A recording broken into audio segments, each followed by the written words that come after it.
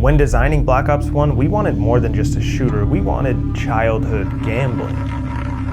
No cash, no credit cards, just nerves. And somehow this game mode was more intense than real life gambling. Black Ops 1 introduced wager matches, where you'd gamble your hard-earned COD points not with money, but with skill. Weeks of gameplay earnings all came down to the one bullet you had left in your gun. In today's COD, where's that intensity? And more importantly, why can't we bet on ourselves like we used to? Black Ops 6 may toss us a limited time party mode here or there, but it's like your dad picking you up for the weekend. You don't really know when they'll show up, if at all. Buy-ins have increased to 20,000.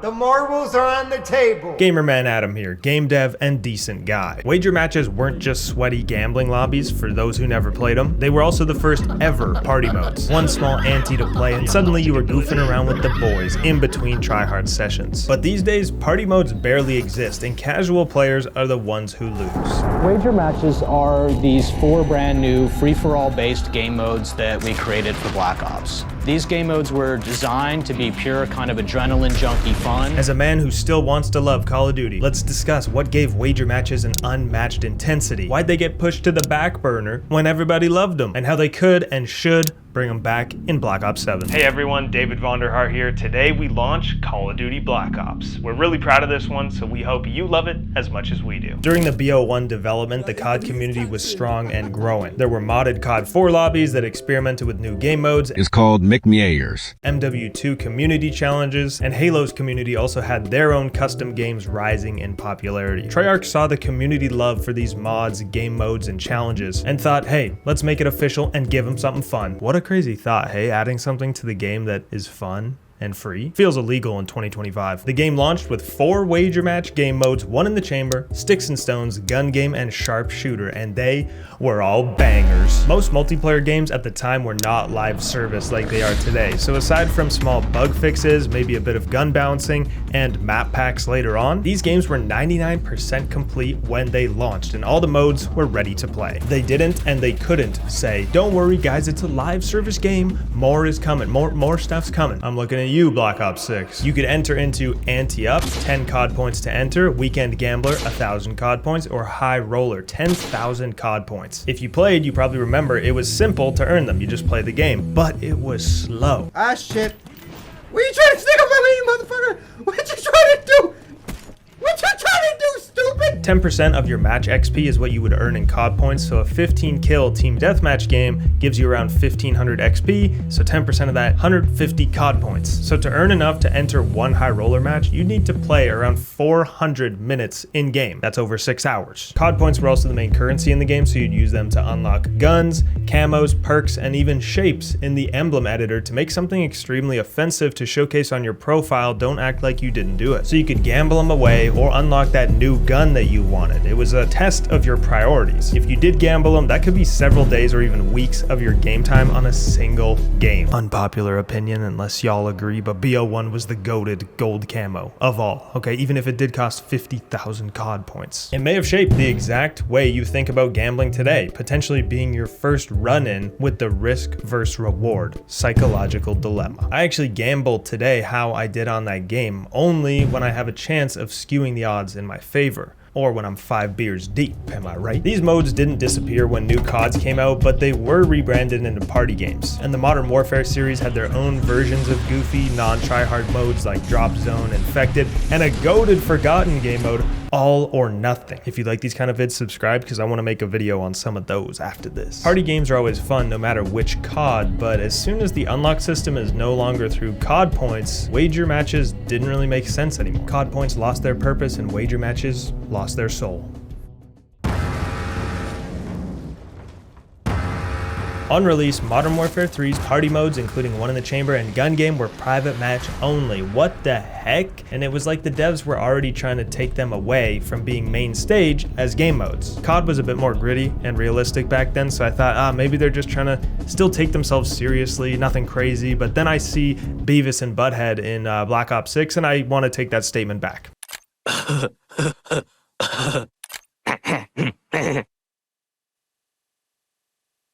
What is Call of Duty even about? MW3's private match modes got so popular they decided to just make them online game modes, and good thing they did, because MW3 Infected was just on another level of fun. I don't know what I'm doing. Ah, shit. Black Ops 2 the next year kept it simple and put the same modes from BO1 into 2. And the year after, COD Ghost didn't add much either, but it still had the usual party games. Were they fun? Yeah, but did you have the same feeling of being on your last life and one in the chamber with your heart beating, sitting in a corner because you gambled 2 weeks of your game time on this single game because your stepdad Jeff only lets you play on weekends? No, because no, it was such a good take! No, because outside of Black Ops 1, there was nothing on the line. What about the anger of getting Tomahawk humiliated with 1 second left in the game and going from 1st place to 6th place in Sticks and Stones? No, because at the end of the game, nothing changed whether you were 1st or last. We can make or break someone's entire career with this very match. 60,000 COD points. Emotion in video games.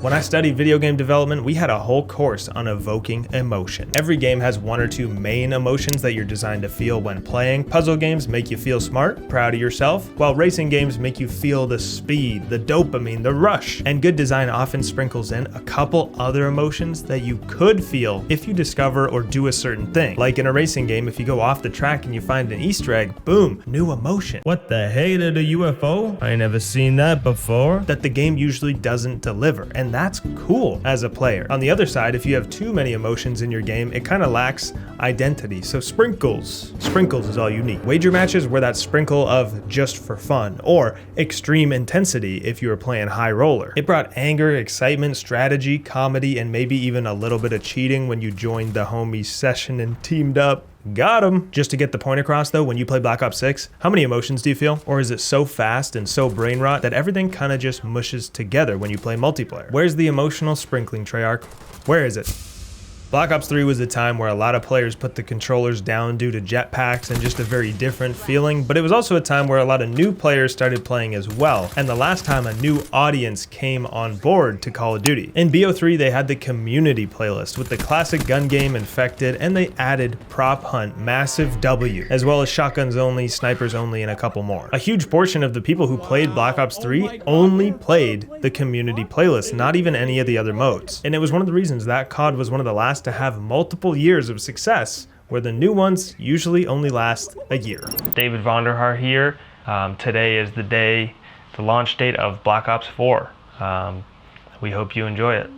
Black Ops 4, 5, and 6 all launched with 0 party games after Black Ops 3 was kinda kept alive through the community playlists. What an odd choice to have 0 of what kept so many players around. But times had changed and battle royales were hitting the gaming world. And Call of Duty kinda said, hey, screw what makes us different, guys. Take all the people who work on the wager matches or the party games, bring them over here. Get them to work on the battle royale instead. Yeah, it does make sense from the big picture of things to put those resources into Warzone instead of maybe something smaller, more niche like party games. But the COD developers were opening themselves up to basically making an entirely second game now every year going forward. Party games absolutely took a hit. A tough part about the game industry is that when you add new features, you might need 30 more employees. Then when you hire them and the game ends up underperforming, now you lay off 100 people to make up the loss. This happens way more than you would think. Party games died so Warzone could walk. And if you're someone who didn't love Warzone, then a little bit of COD died for you.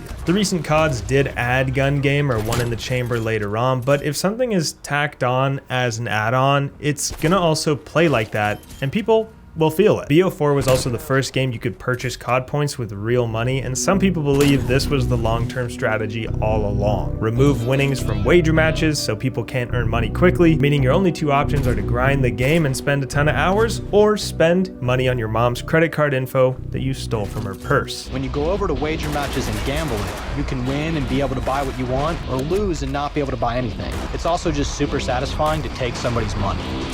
What do you mean by that? It's also just super satisfying to take somebody's money. And now that I think of it, it's actually kind of fucked up. It's like poor people fighting for the scraps, like the Hunger Games, while the rich just like buy their way through. Overall, more money for the devs if the only options are grind or pay. There's also been a lot of controversy with gambling in video games like crates and all that kind of stuff, and even whole ass documentaries around CSGO and all of that, so they could have just been wanting to stay clear. There's many reasons they could have removed gambling and wager matches, but I have some solutions on how they should bring them back with improvements. Yes! 60,000 cardboard! That was so intense, oh my god. This is not a video on Black Ops 6, but it's important to note where we are today with wager matches and party games. There is no Call of Duty that has ever needed party games more than Black Ops 6, and I feel like the devs should have realized this when playtesting the game. You can't play this game for more than an hour or two without your brain being like, I need a break. It's just so fast. Back in the day, you probably did the same, but the boys and I, we go from domination to S&D, then play some party games and call it a night. A switch up in pacing, keeping us playing longer. If you can't escape from the sweat fest of skill-based matchmaking, at least give us some modes to relax with. You might say they did give us Infected, but yes, they did. 4 days after launch, they gave us Infected. And then they took a vacation or something, because you know when the next mode was? 7.5 months later. And you know what they'd been cooking up? You know what it was? One in the chamber. They want to use features and modes as a retention strategy? Okay, sure, but don't use ones that already existed and then put them in the game and be like, hey, little piggy, come play the game. Hey, little piggy, come play the game. You already know this game mode. Come play.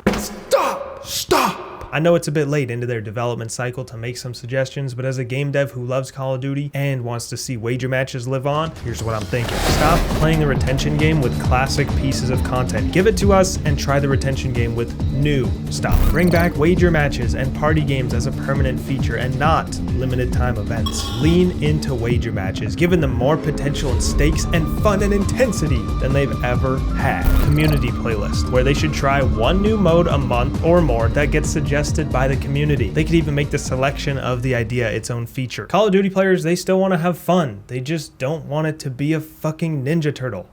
That's not fun for me. If you made it this far, consider subscribing and maybe check out this video YouTube thinks you'll like, because it knows you. Thanks for all the great times and memories over the years. I've decided to leave Call of Duty in the hands of some others. Once a gamer, always a gamer.